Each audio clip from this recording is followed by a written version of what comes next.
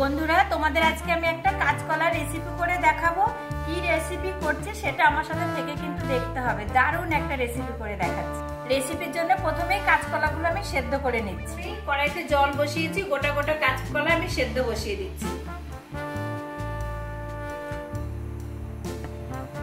ঢেকে দিলাম। দেখো কাঁচকলাগুলো সেদ্ধ হয়ে গেছে, আমি এবার তুলে নিচ্ছি। এবার আমি খোসাগুলো ছাড়িয়ে নেব কাঁচকলার থেকে।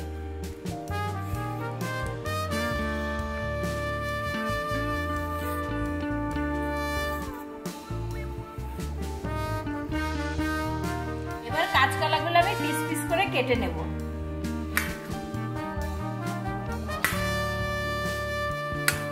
এইভাবে সমস্ত কাঁচকলাগুলো আমি কেটে নেব। দেখো সমস্ত কাঁচকলাগুলো আমি শেষ করে কেটে নিয়েছি। আমি একটু লবণ হলুদ মাখিয়ে নিচ্ছি কাঁচকলাগুলোতে।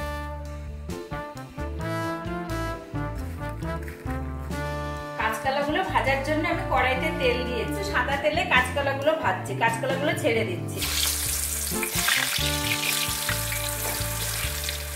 সেদ্ধ করেছি বলে এগুলো একটু কালো কালো হয়ে গেছে। কাঁচকলাতে এমনিতেই একটুতেই কালো হয়ে যায়।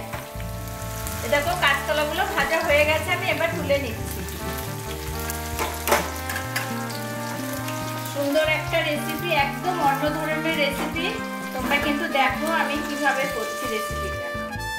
দেখো এবার আমি কি করছি, ভাজা কাঁচকলাগুলো একটা করে নেব, এইভাবে নেব আর এইভাবে আমি চেপটে দেবো। তোমাদের কাছে ম্যাশার না থাকলে গ্লাস কিংবা বাটি দিয়েও এইভাবে চেপটে চেপটে দিতে পারি। যে এইভাবে প্রত্যেকটা কাঁচকলা আমি চেপটে দেব।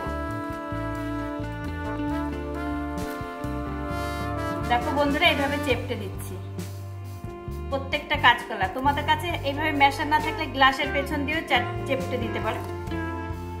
এই যে কি সুন্দর আমি কাঁচকলাগুলোকে চেপটে নিলাম। এবার চলো যে তেলটা রয়েছে ভাজা তেলটা, ওই তেলেই আরেকবার করে আমি কাঁচকলাগুলো ভেজে নেব। আমি তেলের মধ্যে কাঁচকলাগুলো ছেড়ে দিচ্ছি। আমি দ্বিতীয়বার করে কাঁচকলাগুলো ভেজে নিচ্ছি।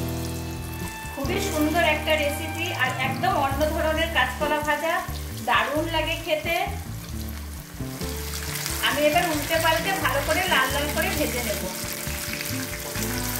কতটা সুন্দর দেখতে হয়েছে, মনে হচ্ছে একদম চপের মতো। দেখো তোমরা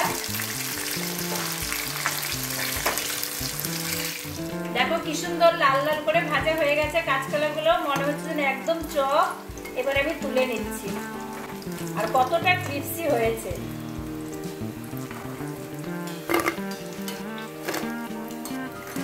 দেখো কাঁচকলাটা ভাজা হয়ে গেছে, কি সুন্দর মনে হচ্ছে যেন পুরো চপ ভেজেছি, কোনো বেসন দেওয়া নেই, কিচ্ছু নেই।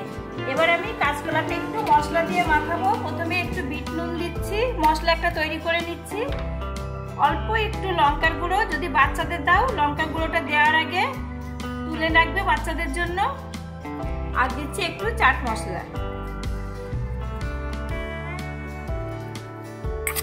আমার লবণ দেওয়াই আছে, তাই বিট নুন আমি কমই দিলাম।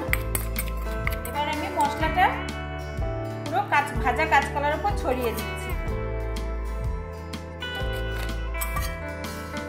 কাঁচকলাটা ভেজে নিলাম, তোমরা তো দেখলেই। মনে হচ্ছে না একদম চপ, এর মধ্যে কোনো বেসন দেওয়া নেই, কিছু নেই, শুধুই কাঁচকলা। কি সুন্দর। তোমাদের এই রেসিপিটা যদি কেমন লাগলো তোমরা কিন্তু অবশ্যই জানাবে। আর বাড়িতে কিন্তু তোমরা এইভাবে বানাতে পারো। এটা ডালের সাথে কিংবা চায়ের সাথে নিয়েও বসে খেতে পারো। খুবই একটা ভালো রেসিপি। দেখো কেমন মুচমুচে হয়েছে,